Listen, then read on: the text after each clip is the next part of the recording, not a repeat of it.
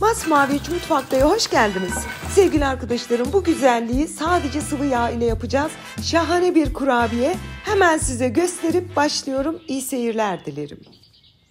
Tarifimize 1 su bardağı sıvı yağımızı yoğurma kasemize alarak başlayalım.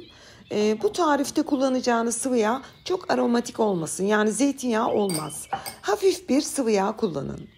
Yarım su bardağından biraz eksik şeker, 1 tane yumurta sarısı, yumurta akını kenara ayıralım. 1 paket vanilya şekeri, biliyorsunuz ben kendim yaptığım için kaşıkla ekliyorum, aklınız karışmasın. 1 tatlı kaşığı sirke, üzüm de olur, elma sirkesi de olur, hiç fark etmez.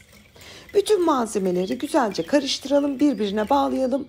Yaklaşık bir 2 dakikanızı alır, tel çırpıcıyla karıştırın lütfen. Bu aşamada 1 tatlı kaşığı kabartma tozumuzu ilave ediyoruz. Tekrar kısa bir süre karıştırıp unumuzu ekleyerek hamurumuzu yoğurmaya başlayalım. Sevgili arkadaşlarım, 2 su bardağı un bende tam denk düştü. Hemen dikkatinizi çekerim. Ben kurabiye hamurunun nasıl toplandığını hiç kesmeden karıştırarak size gösteriyorum. Bakın, ilk başta sanacaksınız ki hamur unu az geldi.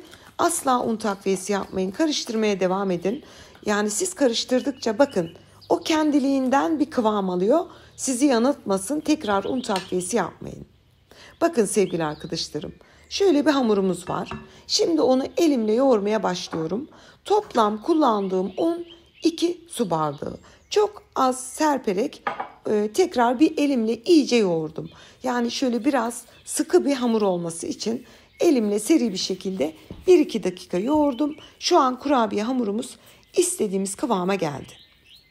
Bakın, şöyle elinize aldığınızda zaten hafif yağlı, dağılabilen bir kıvamı var. Gayet normaldir. Şimdi tezgaha şöyle istediğiniz büyüklükte, ben 2 kat serdim ki kolay çalışabilmek için, streç folyeyi keserek tezgaha aldım. Ve hazırladığım bütün kurabiye hamurunu da o almış olduğum streç folyenin üzerinde, bunun Türkçesi var mıydı acaba? Streç folye diyorum ama bunun Türkçesi neydi sevgili arkadaşlarım? Türkçesi sanmıyorum streç folye olduğunu. Biliyordum aslında ama unuttum, kusura bakmayın. Şimdi hamurun hepsini komple ekledik. Kenarlarını elinizle mümkün olduğunca düzeltin. Yani kare bir forma getirin. Burada kalıp kullanmıyorum, hiçbir şey kullanmıyorum. Hamur gayet kolay bir şekilde şeklini alıyor. Yani kare, mümkün mertebe kare yapmaya çabalayın olabildiğince. Kare şekline getirdikten sonra bakın, ben kenarlarına böyle biraz oynayınca o kendiliğinden kare bir şekil alıyor.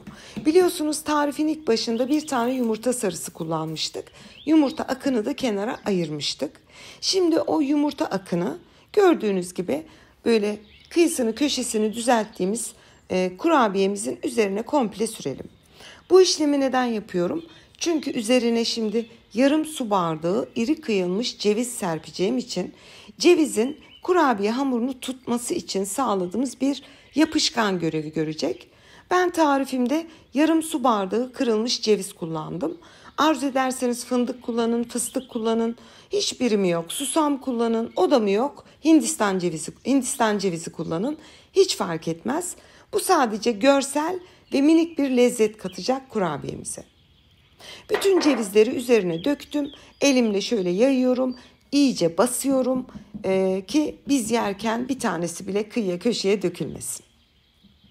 Daha önce altına sermiş olduğumuz streç folyemizi bütün cevizleri üzerine dizdikten sonra üzerine güzelce kapatalım. Çünkü şu anda kesemezsiniz. Yani kesseniz dağılır.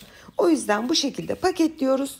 Şöyle buzluğa atalım. Bir yarım saat buzlukta dinlensin. Hatta bunu bu şekilde atın. İsterseniz 1 ay sonra çıkarıp kesip misafirlerinize pişirin. Hiç fark etmez. Ben hemen attım. 1 saat beklettim. Daha sonra tarifime devam ediyorum. Kurabiyemizi hazırladık. İlk etabı bitti. Yarım saat. Varsa vaktiniz 1 saat buzluğa atalım. Ve ben yarım saat sonra buzluktan çıkardım. Az önce belirttiğim gibi isterseniz bu şekilde buzluğa atın. Misafirinizin geleceği gün pişirin. Hiç fark etmez. Yani 1 ay bile buzlukta kalır. Hatta 2-3 ay bile kalır.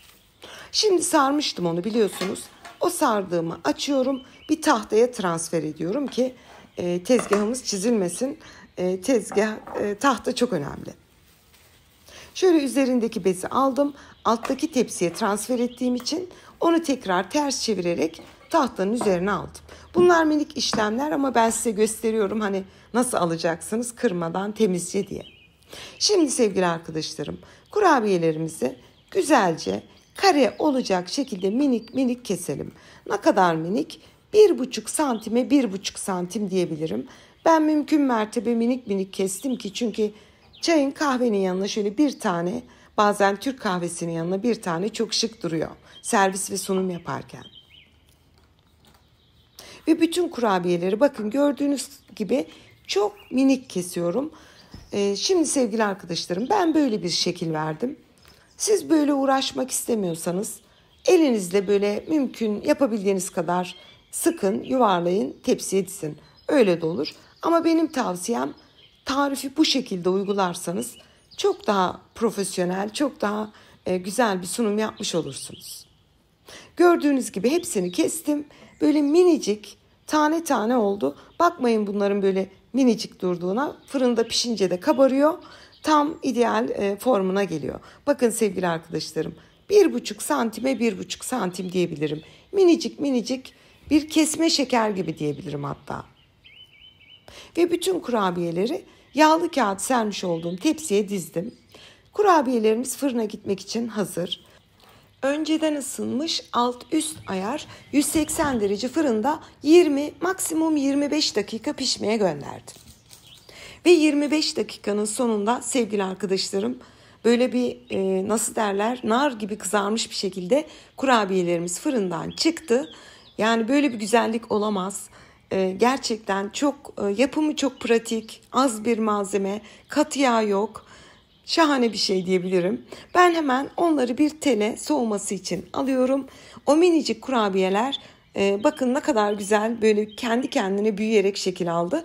Ve kurabiyelerimiz sunum için hazır. Şöyle havalı bir sunum hazırladım sizlere. Bunları böyle bir kaseye döktüm. Ve hemen düzelttim ve büyük bir zevkle doku testine geçiyorum.